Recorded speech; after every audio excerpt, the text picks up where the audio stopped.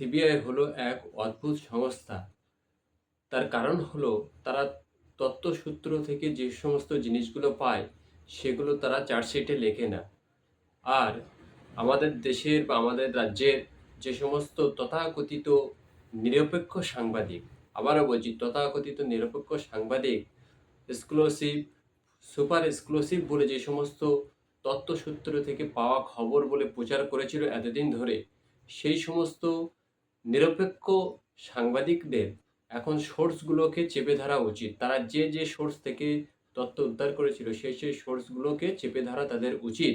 তার কারণ যদি না তারা চেপে না ধরে, তাহলে তারা যে সোর্সগুলো প্রচার করেছিল সেগুলো এখন ওই গল্পের গরু গাছে ওঠার মতো হয়ে দাঁড়াচ্ছে। অতএব এই সমস্ত নির্লজ্জ, বেহায়া, নিকৃষ্টতম, মেরুদণ্ডহীন মিডিয়াদের অবস্থা ভবিষ্যতে আরও খারাপ হয়ে যাবে।